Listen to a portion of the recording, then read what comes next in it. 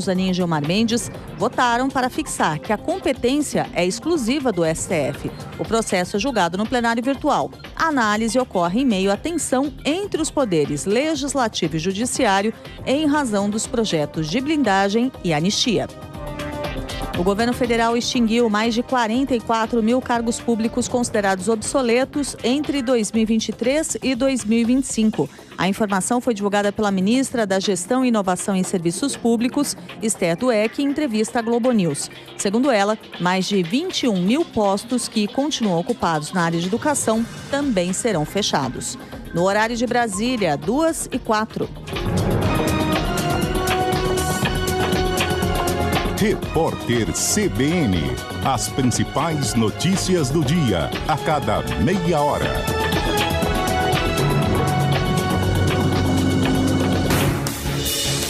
Rádio CBN Floripa, ZYE 252, FM 90,3 MHz, Florianópolis, Santa Catarina.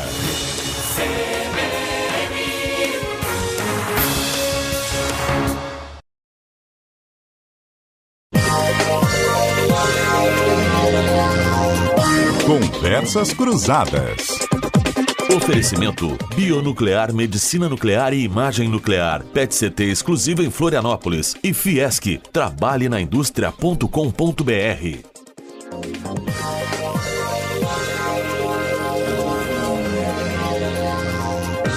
Apresentação Renato Igor. E aí, turma, tudo bem? Boa tarde. Vamos juntos aqui na CBN. CBN Floripa, nesta sexta-feira. E você sempre conectado aqui conosco, o que muito aumenta a nossa responsabilidade. Temperatura em elevação, 26 graus a temperatura. Sempre o propósito de tratar de assuntos relevantes, impactantes, algo que tem a ver com a sua vida. 19 de setembro de 2025. Vamos juntos aqui no nosso Conversas Cruzadas. O que impacta a vida das pessoas? Entre outras tantas coisas, uma das principais é o bolso. É o quanto que a gente paga para produzir, para consumir, pagamos de tributos e por aí vai. Bom, tivemos a aprovação da reforma tributária, Congresso Nacional, e aí isso traz implicações em transição, em regulamentação, em estabelecimento de alíquotas e por aí vai. Muda o sistema. A promessa da reforma tributária é de que iria simplificar e que ia ficar mais barato no final das contas. Curioso que, e até estou muito curioso para o programa de hoje, que vai ser o nosso assunto muitos advogados que já entrevistei já me apontaram desafios enormes para Santa Catarina. Santa Catarina é um estado muito mais produtor, vendedor do que consumidor, e que isso traz desafios, e que isso não seria tão positivo. Para quem fica mais caro, para quem fica mais em conta, quem é que paga mais, quem é que paga menos? Para Santa Catarina, o que isso representa? Uma das promessas que se aventou, né, das premissas da reforma tributária, tem a história de que ela tem toda uma transição, mas ela acaba com a guerra fiscal. Santa Catarina, eu já costumo dizer isso com uma certa frequência, é um estado que soube surfar muito bem a guerra fiscal. A meu juízo, soube surfar muito bem a guerra fiscal. Por quê? Porque atraiu dinheiro novo, que fez nos últimos 15, 20 anos uma política fiscal muito agressiva, reduzindo tributos em especial para importação. Qual foi o resultado disso? O nosso setor portuário e logístico cresceram enormemente. É só a gente ver o que aconteceu para o litoral norte. Isso também é muito fruto da política fiscal agressiva, porque atraiu dinheiro novo. Empresas que não faziam suas importações por aqui passaram a se instalar aqui em Santa Catarina. E começou a desenvolver toda uma cadeia logística, e isso impactando na arrecadação de tributos e por aí vai. Mas tem muito mais do que isso. Nos dias 2 e 3 de outubro, vem o 7º Congresso de Direito Tributário da A7. A7 seria o quê? Me ajudem aqui. Associação de Estudos Tributários de Santa Catarina. Associação de Estudos Tributários de Santa Catarina. Então, Congresso de Direito Tributário da Associação de Estudos Tributários de Santa Catarina. vai ser no Conselho Regional de Contabilidade, local adequado para essa discussão também, muito adequado. E a gente quer antecipar esse debate aqui para entender quais são as suas implicações no caso da reforma tributária. Hoje, na companhia da doutora Vanessa Casarotto, que é advogada, especialista em direito tributário, também o doutor Henrique Franceschetto, que é fundador da Franceschetto Advocacia Tributária, e também o auditor fiscal na Receita Estadual, no Fisco Catarinense, o auditor Marcos Domingues. Pessoal, obrigado aí pela gentileza, a presença de todos hoje, nesta sexta-feira, aqui conosco. Quem é que poderia, em linhas gerais, vou passar a bola aqui, doutor Henrique, enfim, fique à vontade. E é um debate, tá, gente? Ninguém precisa pedir permissão para falar. Só para a gente entender e buscar uma conexão com o nosso público, em que fase estamos da reforma tributária? Bom, a parte legislativa já passou, estamos aí na regulamentação. Quando é que começam as mudanças na prática? A alíquota já está definida, vai ser 26%, 27%, 29%, enfim. Quem é que explica para a gente, por favor? Bom, boa tarde, Renato. É um prazer estar aqui. Eu sou o Marcos Domingues, auditor fiscal da Receita Estadual, representando a Fazenda aqui.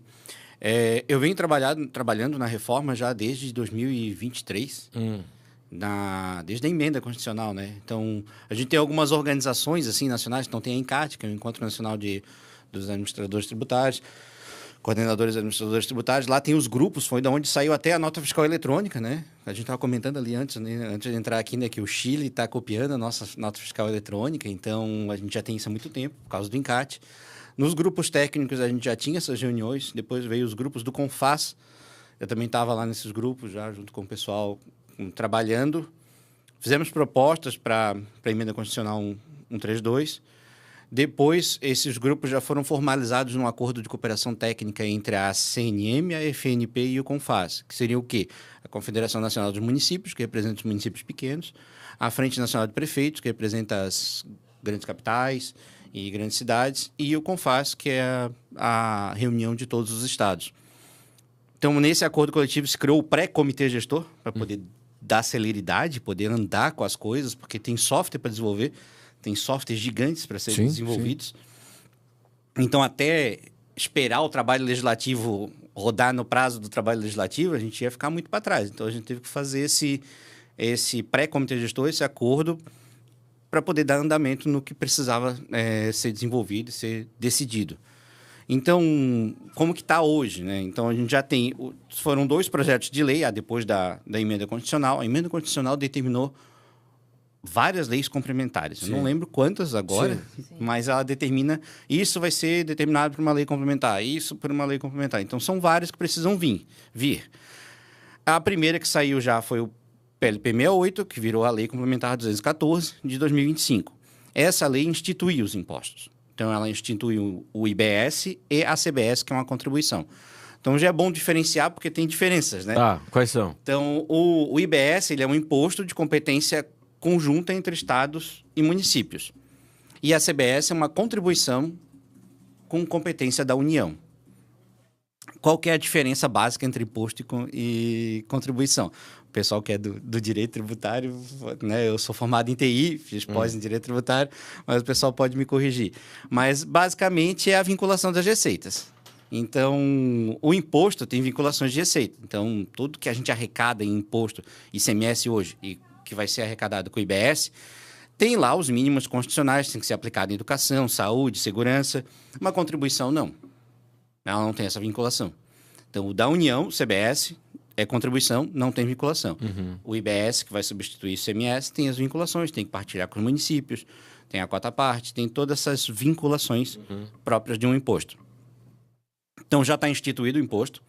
No final da lei, tem as datas de vigência. Então, isso que é importante divulgar. Sim. Que a gente estava conversando, assim, tem colegas da área do direito, da área contábil, que ainda não acreditam que, isso aí não vai acontecer. Não, já está acontecendo. Softwares estão sendo desenvolvidos, investimentos milionários estão sendo feitos para botar isso no ar. Começa a rodar a partir de quando? Janeiro de 26 já tem providências importantes. Hoje faltam 73 dias úteis para começar. Isso. E tem muita gente que... Teste, né? Uma fase teste ainda. Isso. E 27 já entra... 27 já vira o imposto, acaba a PIS/COFINS e entra a CBS. Então, assim, o que é importante para o ano que vem? Extremamente importante. Documento fiscal eletrônico. As notas técnicas já foram divulgadas, já desde março já vem sendo divulgado para que os softwares possam ser atualizados. Então, a gente precisa que o mercado reaja e os empresários se atentem e que atualizem o documento fiscal. Por que vai ser importante? E por que é bom para todo mundo esse documento fiscal estar certo? Inclusive para a sociedade. Porque do documento fiscal, tudo que a gente tem hoje de proposta de alíquota, que tu perguntou, né? A gente tem estudos baseados nas bases de dados dispersas. Então, a gente tem uma base da Receita Federal com as notas fiscais de serviço, algumas bases dos estados com as notas fiscais de produto e de comércio ao consumidor final. E ali se estima alguma coisa. Só que a base do IVA ela é ampla. Vai ampliar muito a incidência do imposto. E a gente não consegue estimar isso de uma forma com que a gente tem hoje. Então, a gente precisa dos documentos destacando. Ano que vem não vai ter recolhimento. Mas só o fato de destacar, a gente vai conseguir... a gente já tem um ambiente tecnológico compartilhado, onde todas as notas fiscais estão sendo construído, né? Mas ele já está funcionando, já estamos juntando esses documentos fiscais. Todos os documentos fiscais do Brasil vão estar num repositório único para a gente poder fazer esse trabalho. Entendi. A gente estima 2 petabytes por ano. É coisa, hein? É coisa, tá? Coisa. Então, se fosse tu ficar assistindo filme no Netflix, 2 petabytes, tu assistiria 300 anos sem parar. Não é brincadeira. Agora, turma, é o seguinte, eu vou tentar... Eu sou provocador aqui, né? Então, eu vou trazendo os assuntos para os senhores que são os especialistas. Quem é que paga a conta? Vai ficar barato? Vai ficar mais... Vai pagar menos imposto todo mundo ou não vai se pagar menos imposto? Vai ficar mais pesado para quem? Porque tem aquela história, né, que eu já vi dos críticos da reforma tributária, que, pois é engraçado, né? Todo mundo elogia a reforma tributária, mas todo mundo quer ter um tratamento diferenciado. Não, eu quero... o meu setor, eu quero um tratamento diferenciado. Pô, mas se é tão bom, por que o cara quer um tratamento diferenciado? Mas, enfim, vamos tentar ter uma linha de... Quem é que vai pagar essa conta? Vai ficar melhor para quem, pior para quem? Bom, eu vou trazer aqui... Boa tarde. Vou trazer aqui ponto de vista, né? E vamos evoluindo.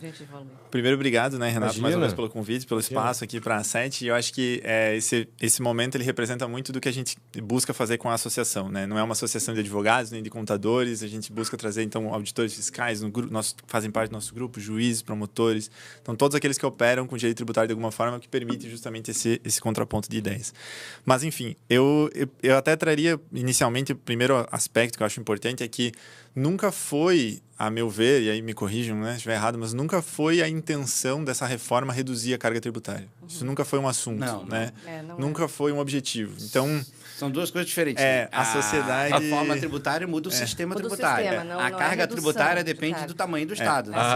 Interessante. Muitas vezes a gente vê no dia a dia o empresário, chega lá pra gente no escritório, não consigo pagar imposto, não sei mais o que fazer, não sei como é que um concorrente faz o preço que ele faz, e ele vê, às vezes, vai ter uma reforma tributária, vai melhorar esse cenário. Quer dizer, não é a redução da carga, nunca foi o objetivo, nunca foi um assunto. Eu ouvi falar dessa reforma com mais detalhes, assim, na época da PEC 45, um congresso em Curitiba, em 2018, que o professor Ico De Santi foi falar, era um dos membros do grupo que construiu o texto inicial da PEC 45, né? E ela começou... Então, qual que era o grande objetivo? Eu vou tentar ser bem sintético aqui, mas qual que era o grande objetivo? Simplificação, né? Então, todo mundo concorda que a gente tem um sistema que ele é confuso, ele é muito bagunçado, ele traz muita insegurança jurídica, traz muita instabilidade, dificuldade de investimento. Então, eu preciso de uma simplificação. Inicialmente, se falava em trocar 5 tributos, os tributos sobre o consumo, por um só, o tal do IVA, né? Aí, por uma questão até de federação, respeito aos estados e municípios em algum nível, se dividiu aquele momento o IVA dual nessas figuras, já que o Marcos disse muito bem agora, do IBS e da CBS. Depois surgiu um terceiro tributo que pretende tributar aquilo que faça mal para a saúde e o meio ambiente, que é um conceito, a meu ver, bastante vago, mas enfim, não vou entrar nisso agora, bem subjetivo, mas já seria um terceiro tributo. A gente teve o IPI, que se pretendia que fosse extinto, mas vai continuar existindo por uma questão de manutenção do diferencial da Zona Franca de Manaus. E a gente tem uma quinta figura, que muitas vezes é esquecida, que é a contribuição sobre produtos elaborados e semi-elaborados, que pode ser criada pelos estados sobre os produtos agropecuários. Então, eu só trago essa primeira consideração para dizer o seguinte: no início, a ideia nunca foi reduzir carga, a ideia era simplificar. A ideia era reduzir tirar 5 tributos e transformar em um. Hoje a gente tem 5 tributos que podem virar 5 tributos, né? A gente tem ICMS, ISS, PIS, COFINS e IPI que estão virando IBS. Deixa eu fazer outra provocação aqui. Então a defesa foi, desde o início, o seguinte, a narrativa, para usar um termo da moda. Perfeito. É o seguinte, vai ficar mais barato. A turma começou a falar, depois dos estudos apresentados e tal, não, mas vai ficar em 29%, 28%. Não, mais barato não vai ficar. Nosso grande negócio aqui vai ser simplificar, porque hoje é uma loucura, é muita norma, confusão, o gasto que se tem com consultorias jurídicas e segurança jurídica e tal. Vamos simplificar. Então, o que eu estou escutando aqui é o seguinte, olha, não vai baixar o preço, não vai reduzir a carga tributária, e a simplificação prometida, meio que 6 por meia dúzia. Quase isso. Eu vou deixar o Marcos falar, tem porque... simplificação, tem simplificação. O senhor falou que ia trocar 5 para mais 5? A operacionalização é bem mais simples. Nós temos as nossas divergências aqui, né? Eu sou mais pessimista sobre a reforma, eles são mais otimistas. Eu sou otimista. Mas trazendo e passando a bola um pouco aqui para o Marcos, até não sei, Vanessa, se quiser complementar, por favor, também. Mas é que eu não vejo simplificação nas normas, eu não vejo simplificação no texto, eu não vejo simplificação na teoria. Eu vejo potencial de simplificação na tecnologia, que é exatamente onde o Marcos está trabalhando. Então, enfim, eu acho que aí a gente pode avançar. Eu sou uma advogada que sou otimista com a reforma, então, às vezes, destoo um pouco da turma. Mas eu acho o seguinte, eu acho que a reforma, além da questão da simplificação, um dos outros patamares, eu colocaria pelo menos outros 2, que são os que eu gosto muito, talvez uma bandeira um pouco sonhadora, meio John Lennon, mas acho que eu não estou sonhando sozinha, que seria a colaboração, sim, e neutralidade tributária. Então, quando a gente fala em simplificação, eu acho que o sistema vai piorar muito para depois melhorar, como a gente estava falando ali. Então, o começo, porque nós temos 10 anos de transição. Então, nós vamos... vocês vão me... Tem um colega nosso que dizia assim, vocês querem me enlouquecer. que é o seguinte, a gente não vai simplificar. Não, quer dizer... não vai reduzir. E vai piorar antes de melhorar. Não vai, mas Vocês querem me enlouquecer. Não vai, mas vai. Porque é o seguinte, tu habita esses 2 sistemas, mas olha só. Quando falou, quem que vai pagar a conta? O consumidor. Quando a gente está falando de reforma sobre o consumo, é o consumidor. Sim. Só que a gente sabe que tem regras de mercado. Então, até que tu consiga repassar tudo isso para o consumidor, neste primeiro momento, tu não vai conseguir repassar. Por isso a importância que eles estão falando, de sistema, de estar atento. E um ponto importante... Preço vai ditar. Eu acho que hoje o empresário, não sei se vocês concordam, ele não sabe muitas vezes o custo e o preço do produto dele. Ninguém faz contabilidade. Há um problema de precificação. Tem que ser muito sério, né? Então, assim, a reforma, não vamos esquecer que ela não veio de iniciativa só do governo, né? Só do Estado, só da administração. Ela veio muito da iniciativa do privado e da indústria. Por quê? Mas a indústria, há um consenso de que o setor industrial vai ser beneficiado. Por quê? Pela questão creditória. Então, assim, antes a gente tinha 30 anos, Marcos está aqui, que é uma piada, Henrique sabe, que a gente está lutando pela utilização dos créditos de uso e consumo do ICMS. Não foi regulamentado e não vai ser, porque a reforma já veio aí, já extinguiu. Acaba o ICMS antes de regulamentar. A reforma ela tem uma base ampla, porque tudo é tributado. Então, forneceu serviço ou mercadoria é tributação. Nós não vamos ter tratamentos diferenciados, nós vamos ter regimes, por exemplo, construção civil. Eu tenho um regime específico que é para uma transição que é necessária, mas eu vou ter uma ampliação, então, da base, tudo tributa, mas uma ampliação de crédito, é isso que a gente busca e quer ver. Então, com essa ampliação de crédito, a partir do momento que eu consigo utilizar isso, eu vou ter uma alíquota alta, mas que ela pode, sim... A efetiva vai ser mais baixa. Mais baixa, porque eu tenho uma carga residual que não se enxerga hoje em dia. Tem isso. Então, eu tenho uma carga residual tributária que eu não consigo utilizar. Agora, onde que está o grande ponto? É aí que eu concordo muito com o Henrique. Para a indústria já está fácil a questão de crédito e débito, porque ela já opera dessa forma. O comércio já opera dessa forma, mas o setor de serviços não opera dessa forma. Então, por exemplo, eu vejo na construção civil empresas que estão apavoradas com a reforma e outras que já começaram a mudar a sua maneira de pensar, já estão vendo nisso uma oportunidade. Então, no final do dia, quando a gente chegar lá em 2033, pode ser que simplifique e reduza, mas a gente está consertando o motor com o carro ligado. Sim, pode ser que simplifique Porque simplifica a burocracia a legislação. Isso. e reduza a carga. A carga, porque tu vai Pode ter o crédito. ser. A senhora está na Eu condicional. estava conversando com eles ali, eu sou tão otimista com a reforma, assim, pelo que eu olho, assim, inclusive dos outros países ao redor que já fizeram suas adoções de IVA, quando adotaram e... Então, assim, a gente tem históricos, por exemplo, de Portugal, que cresceu 4 vezes mais nos anos seguintes, depois de adotar o IVA.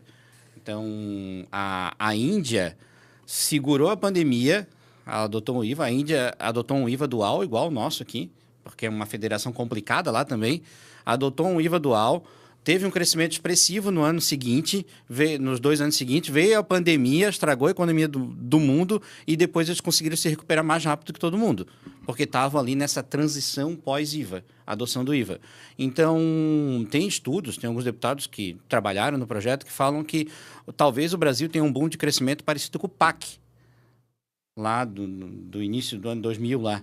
Então... Depende também muito, não sei, né? Mas imagino que é aquela coisa de melhorar o ambiente para negócios. Mas aí existem fatores externos também, crise internacional, câmbio, né? Mas o ambiente, crise fiscal, o ambiente interno estando ajustado facilita. Não é o nosso caso. Não é o nosso caso, né? Na questão fiscal não é o nosso caso. Depois da reforma implantada, com o sistema tributário mais simplificado, fica mais fácil enfrentar isso, né? Porque a gente vai ter previsibilidade, que é uma coisa que não tem hoje. Isso ajuda. Tá, agora é o seguinte, turma, é um consenso de que a indústria se beneficia. Quem é que perde? Serviços. Sim, os serviços. E eu acho que esse foi um gancho interessante que a Vanessa trouxe também, né? Que essa proposta ela não surgiu do nada, ela veio muito da indústria. E aí, eu acho que essa é uma reflexão interessante. Tem lobby muito forte. Um lobby muito forte. Eu não quero, né? Enfim, não tenho nada contra o setor industrial, atuo pro setor industrial, não é esse o ponto. Minha proximidade maior é com o setor de serviços, até o setor de transporte de cargas hoje. Mas, enfim, o ponto é o seguinte. Lá naquele momento, 2018, a PEC 45, professor Ico Decente, que comentei com os senhores antes, a gente teve, inclusive, quem foram as empresas apoiadoras do Centro de Cidadania Fiscal, o CCIF, que desenvolveu o texto original da PEC 45? Essencialmente, indústrias e instituições financeiras, bancos e indústrias, né?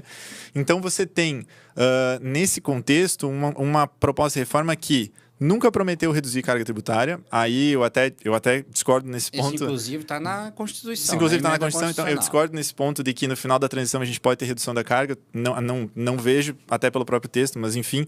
Agora, a gente está falando que a gente vai ter uma redistribuição dessa incidência da tributação sobre o consumo.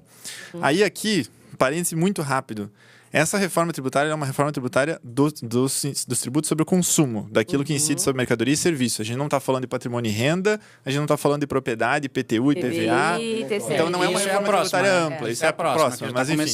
Então a gente está falando de consumo. Da renda. Da renda. Que e não, temos não também do patrimônio, né? E aí há quem tenha medo, assim como eu, de que o aumento da carga tributária aconteça na reforma da renda também. Mas é o que todo país desenvolvido tem, né? Mas só para fechar esse ponto. A linha no governo atual que defende a linha mais do imposto progressivo. O governo atual defende a linha do imposto progressivo. Perfeito. Né? Quanto mais ganha, mais paga. Essa é a lógica. Não, é uma lógica que Isso é uma lógica mundial, assim. É uma lógica mundial e que, a meu ver, faz muito sentido desde que você reduza a tributação da renda da pessoa jurídica. Porque hoje a gente tem a pessoa jurídica pagando... depois a gente termina o ponto da indústria. Mas vamos falar o seguinte. Hoje, a pessoa jurídica ela tem uma carga tributária de PIS, COFINS, IPI, ICMS, ISS, folha de salários, que a gente paga 30 e tantos % sobre a folha de salários na contratação. É um absurdo, desincentiva a contratação. E depois que você consegue sobreviver ao nosso estado fiscal, à nossa instabilidade de segurança jurídica, à nossa instabilidade nacional como um todo, você consegue dar algum tipo de lucro. No final do seu lucro, o governo fica com 34%. Mas aí o pessoal da esquerda, da esquerda vai dizer assim, não, mas o Brasil é um dos únicos países do mundo que não tributa alta renda. Eu estou a favor de tributar a distribuição de lucros, desde que você reduza o 34% da PJ. Isso quer dizer, só vai ter redução do imposto do IRPJ, eu não sou da Receita Federal. Sim. Mas só vai minha opinião, pessoal, só vai acontecer a redução do IRPJ quando a distribuição de lucro não for mais isenta. E outro ponto. Não, mas essa não é a proposta. A proposta do governo é aumentar a tributação da pessoa física, mas ninguém está falando em reduzir a pessoa jurídica. Isso não é um assunto. O cara que está na PJ, que ganha 300, 400 mil por mês, distribuindo o lucro da empresa, ele paga só o IRPJ da empresa lá e distribui o lucro para ele. Só 34, né? Paga só 34. Tem casos de 11, né? Tem casos de 11. Ele paga 11 lá, então ele paga menos do que eu e tu, Renato Igor. Mas, ele assim, distribui 300 mil, 400 mil por mês e paga menos que a classe média que paga 27. Essa lógica não me agrada muito. Paga 11. A gente a gente tá falando do consumo, não vamos entrar na renda. Né? Se a gente vai pensar só na tributação, tributa a renda, mas aí distribui. Mas não está se vendo tudo que a empresa gera de emprego, tudo que ela traz, a função social da empresa. Então, eu acho que a empresa, aí eu também falo, como empresária que sou, e a gente é pequeno, mas é empresário, né? Não entra nada dentro do escritório que não seja pago pela gente. Então, assim, tu já tens toda uma cadeia. Então, tu tributa como consumidor, a empresa está pagando como consumidor, está pagando a receita e ela não pode... E aí, vamos tributar a distribuição de lucros? Ok. Mas a gente tem que desonerar aqui e mais... Uma das promessas é, a partir do momento que a gente tem a reforma da renda, a gente tem que começar a desonerar a tributação do consumo. Exatamente. Então, a gente tem que estar... necessária. Isso é importante que a sociedade esteja atenta, porque senão sempre quem paga no final é quem ganha menos. Você pergunta assim, quem quer morar na Dinamarca? Uma maravilha. Tu gosta de morar? Vamos morar na Dinamarca. Quem quer pagar o imposto de lá? Na Dinamarca, 60% de imposto na renda. Mas o que retorna na Dinamarca? Tudo. Não, daí assim, a gente está falando da tributação. Daí e aqui a gente... Aí a carga reforma de governo. Mas aquilo que o senhor falou, aquilo que o senhor falou, né? A carga tributária vai ser do tamanho do Estado, né? Para suportar esse Estado, que é perdulário, que tem uma curva de crise fiscal perigosíssima, que não dá sinalização nenhuma de ajuste fiscal e nem de contenção de gasto.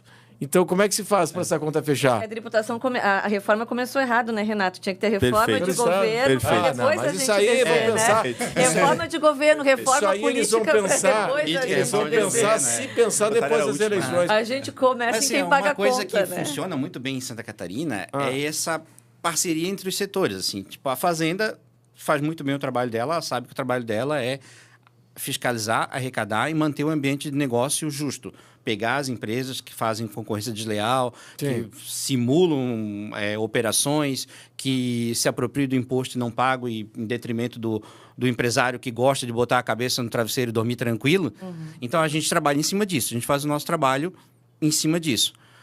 E bota o dinheiro no cofre. Depois que o dinheiro está no cofre, a gente tem a PGE trabalhando muito bem para defender o governo, e a gente tem o TCE fiscalizando muito bem as contas. Então, a gente tem as instituições fortes e a gente tem essa parceria muito forte aqui em Santa Catarina. Vamos fazer o seguinte, turma, eu preciso chamar um intervalo comercial, eu quero entender melhor como é que vai funcionar o cashback, vai ter uma espécie de cashback também. Isso. E o split payment, né? E tem uma provocação que eu quero fazer para a senhora disse agora há pouco, também seguindo a questão do imposto progressivo, creio que naqueles itens que são prejudiciais à saúde ou ao meio ambiente, a senhora disse que isso é muito subjetivo. Será mesmo? Nós vamos para o intervalo e até já. Legal a gente falar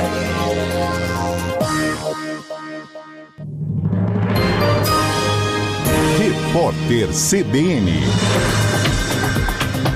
Classificou o episódio como uma brutalidade sem precedentes. Foi o terceiro incidente do tipo que envolve Moscou e um membro da OTAN em menos de 10 dias. No horário de Brasília, 2h32. Repórter CBN. As principais notícias do dia, a cada meia hora. Oferecimento. Pensou Móveis? Pensou Queres, a número 1. E atenção! Se você é líder ou gestor de uma indústria catarinense, seja ela pequena, média ou grande, então você já sabe. Muitas empresas têm vagas de emprego sobrando, mas não conseguem preencher. E se eu te disser que você pode ter acesso a centenas de profissionais disponíveis para uma nova oportunidade? E uma ferramenta em que você pode anunciar suas vagas abertas de graça? A Fiesc ajuda a sua indústria e quem está procurando emprego a se encontrar no portal trabalhenaindustria.com.br. Cadastre agora suas vagas e divulgue para centenas de pessoas que acessam o portal em busca de emprego. É fácil, gratuito e funciona. Trabalhenaindustria.com.br. Uma iniciativa da Federação das Indústrias, Fiesc. Bionuclear, Medicina Nuclear e Imagem Molecular. Com 25 anos de atuação na área clínica, a equipe médica da Bionuclear tem formação em centros de referência. Aqui você encontra excelência técnica e atendimento humanizado. Contamos com as mais altas tecnologias disponíveis no mercado, como o PET-CT, um dos exames de imagem mais modernos usados em oncologia. Bionuclear, Medicina Nuclear e Imagem Molecular. Rua Professor Hermínio Jaques, 166. Responsável técnico médico Dr. Aurélio Pacheco Costa Filho, CRM 5182. Adotar um animal é um ato de amor. E emitir o RG Pet é garantir que ele tenha segurança e mais chances de voltar para casa se um dia se perder. O RG é gratuito e pode ser feito na Câmara Municipal de Florianópolis. Faça por ele o que ele faria por você. Saiba mais em cmf.sc.gov.br. Câmara Municipal de Florianópolis. Uma Câmara de portas abertas. Hidratação e saúde andam de mãos dadas. Não quebre esse laço. Fortaleça esse laço. Água mineral Santa Rita. Leve para a sua vida. Trânsito na CBN. Oferecimento Globo, sua concessionária Nissan da Grande Florianópolis. E pensou móveis, pensou Queires, a número 1.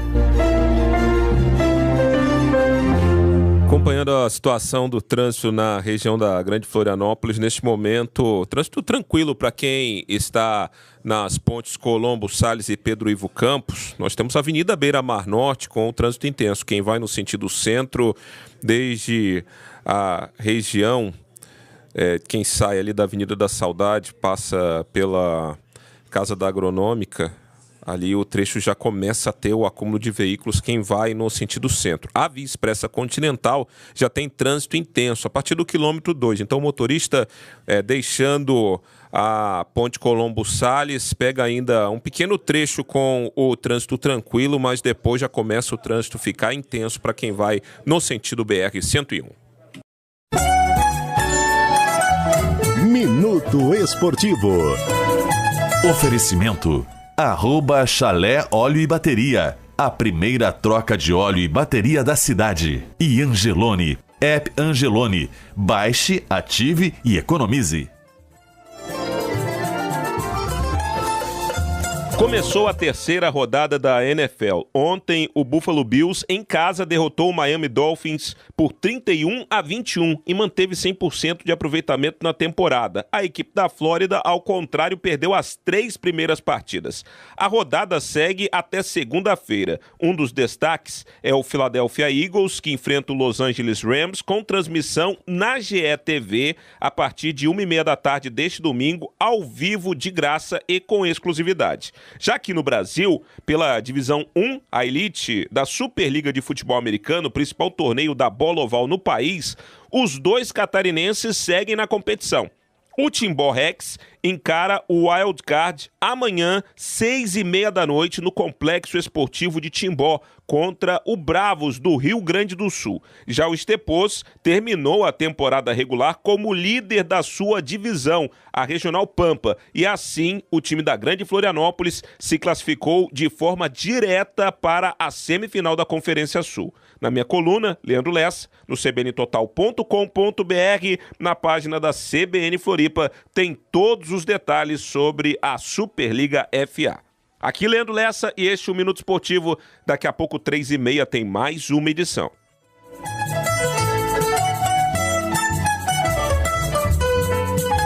Costão Golfville, um lugar tranquilo e exclusivo para morar em Florianópolis. Entre o mar e a montanha, no norte da ilha, o condomínio oferece lotes raros de 900 metros quadrados para você construir a casa dos seus sonhos. Você vive dentro de um clube de golfe, com segurança 24 horas, restaurante, academia e quadra de tênis. Últimas unidades com preços especiais. Ligue agora para César Vaz Imóveis, 48 32 44 34 44. Viva o Costão Golfville, viva a exclusividade. Sabe esse som?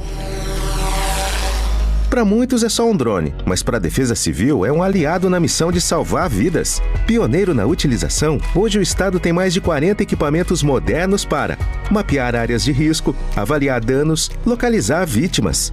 Com integração aos sistemas, a resposta é mais rápida e segura. Tecnologia que faz a diferença no nosso cuidado com você e com a sua família. Secretaria da Proteção e Defesa Civil, Governo de Santa Catarina.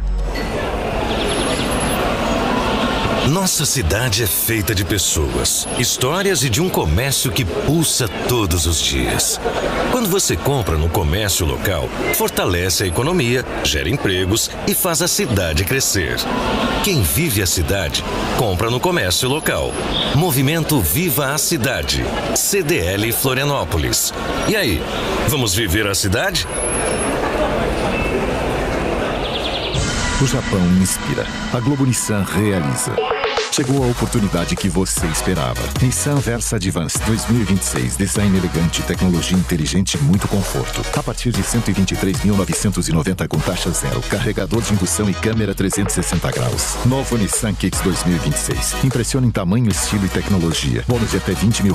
Taxa zero com usado na troca. Ou só começa a pagar depois da Páscoa. Globo Nissan. No Estreito e Beira-Mar de São José. Desacelere. Seu bem maior é a vida.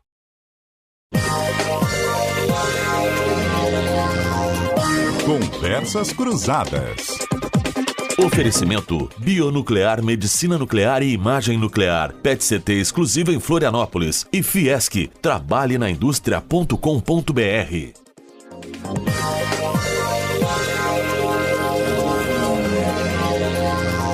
De volta na CBN Floripa e o nosso Conversas Cruzadas no YouTube, no aplicativo CBN Floripa.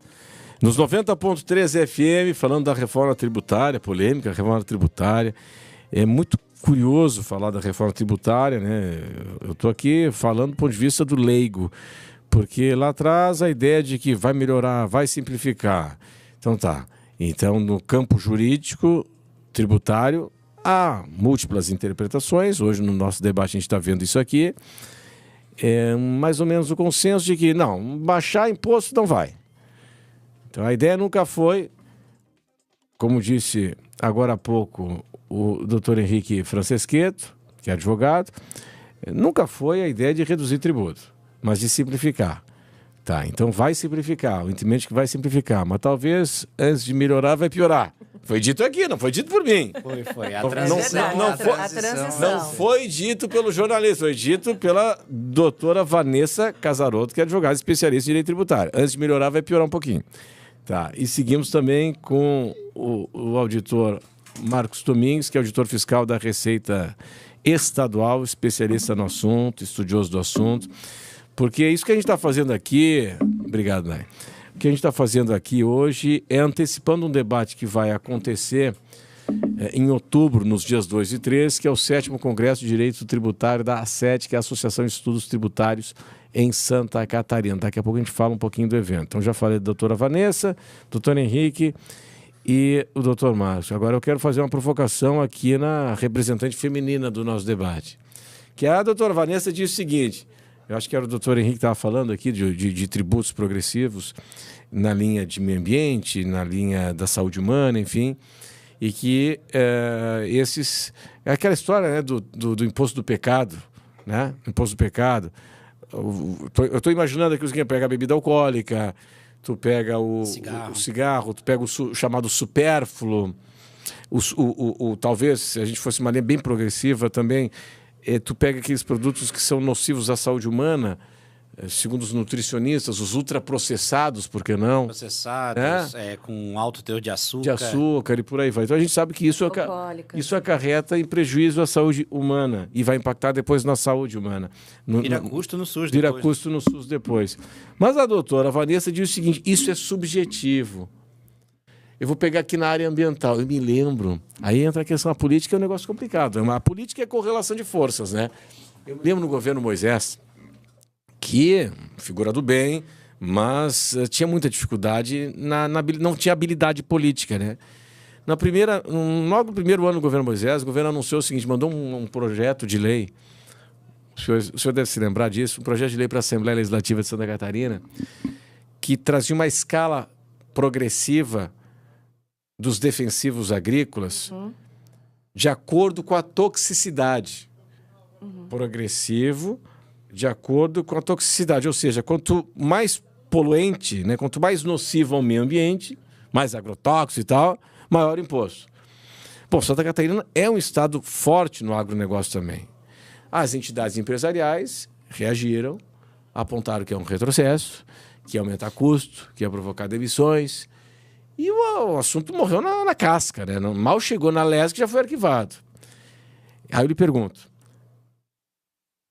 porque aqui a gente tem uma questão, tecnicamente, que tem a questão objetiva aqui, né, a meu juízo, a questão da toxicidade de um produto químico. Você vai ter ali na classificação técnica, vai dizer, olha, isso aqui é maior, isso aqui é menor. Cigarro, bebida alcoólica. Onde é que está o campo subjetivo que a senhora disse? Olha, eu vou te trazer um paralelo, como isso é uma questão nova, eu vou te trazer um paralelo que a gente tem na questão da seletividade do IPI.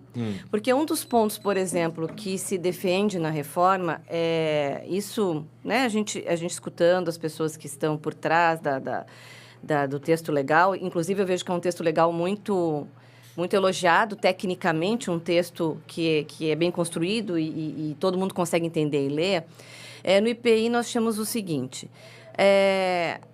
o imposto tem que ser, o produto, né, para ter uma menor tributação, ele tem que ser essencial, é a questão da essencialidade dele. Sim. Então a gente começou a ter, por exemplo, o shampoo 2 em 1, o shampoo e condicionador.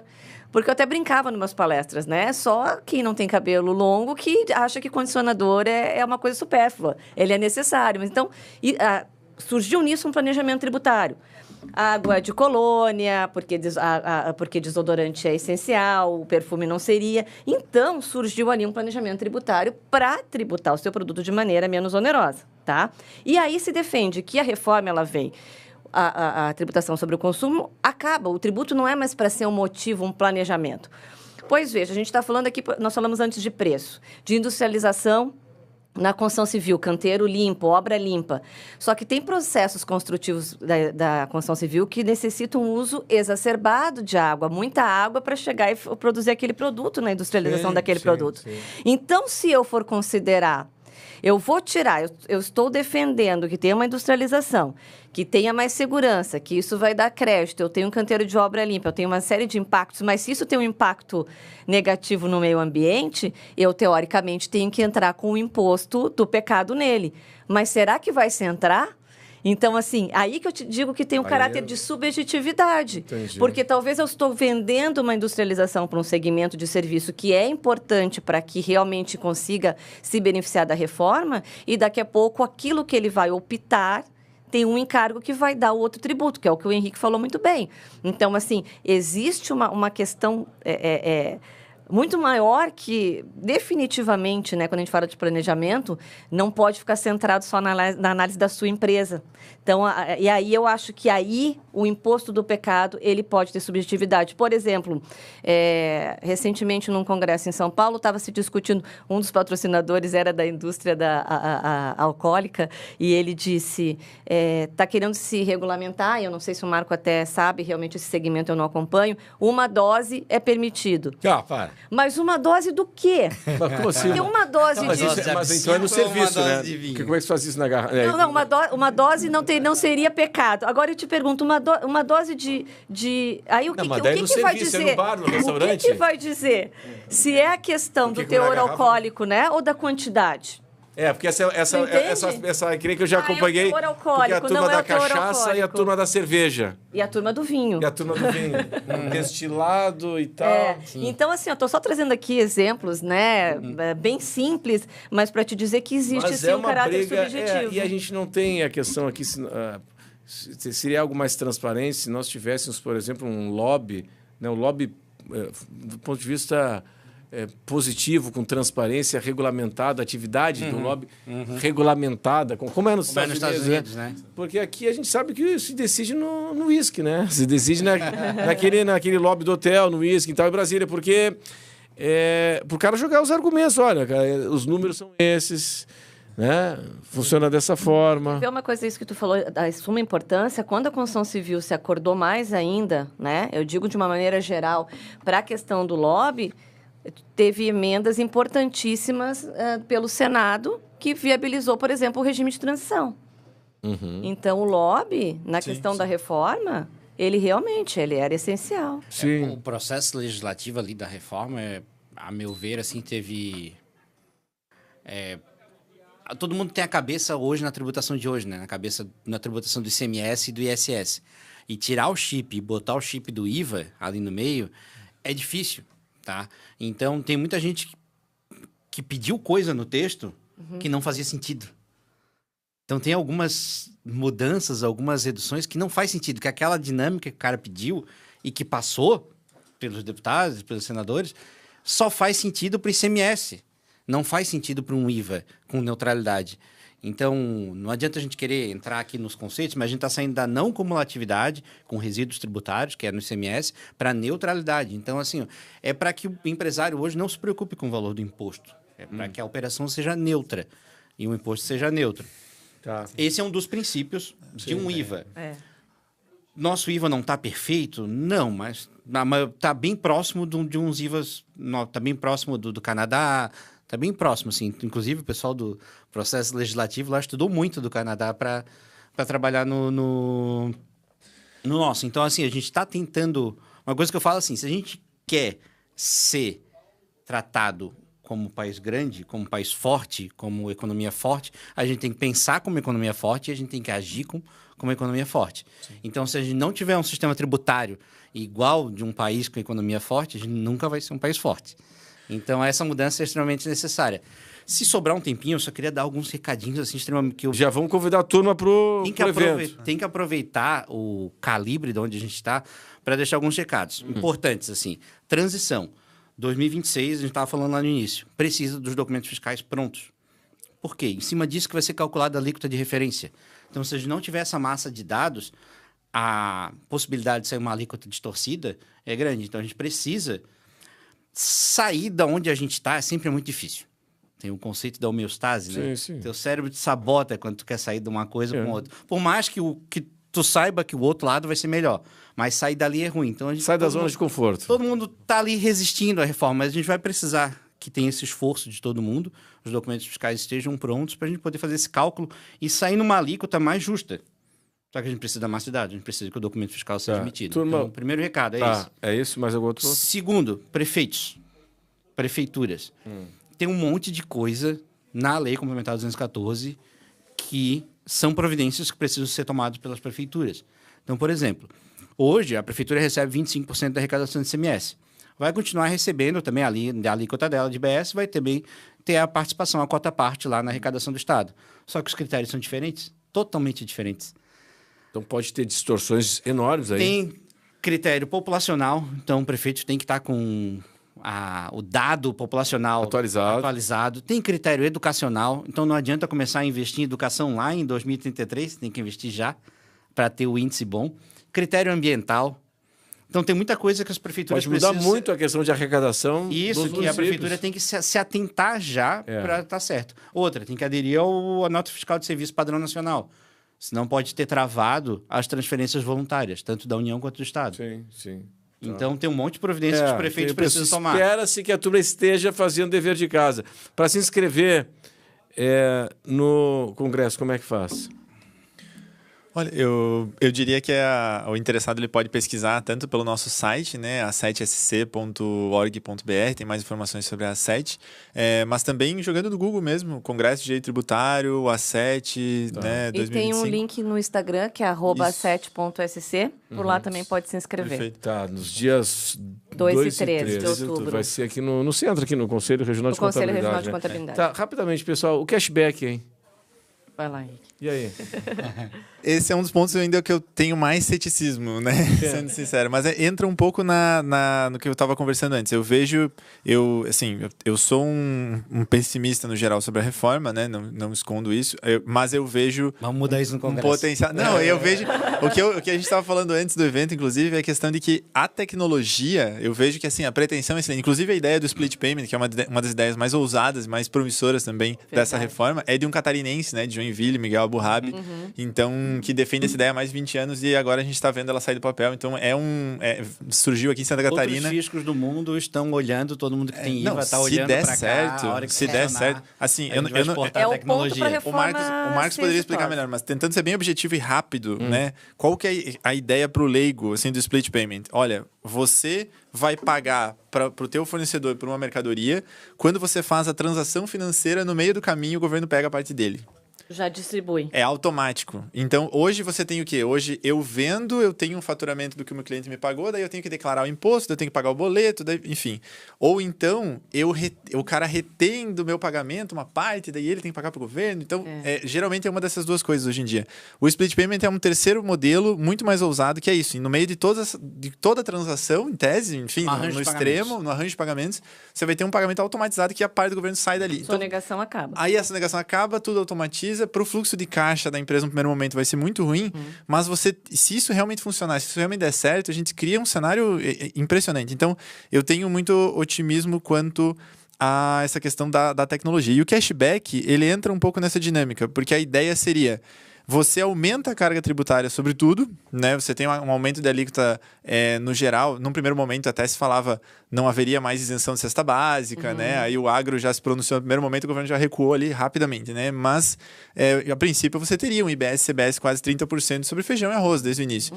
E a gente tem hoje um sistema muito injusto, de fato, porque hoje o mais pobre é quem paga mais imposto proporcional à sua renda, porque ele paga a regressividade, ele paga embutido no preço do que ele compra. Então, o cashback, ele visa atacar esse ponto, quer dizer, a pessoa menos favorecida, ela paga aquele tributo dentro do produto e o sistema, ele automaticamente reconheceria aquilo e pagaria para ela essa parcela. Ô, Jeff, antes do intervalo, por gentileza, a participação, Jeff William, a participação do ouvinte CBN, pode ser? A participação do ouvinte.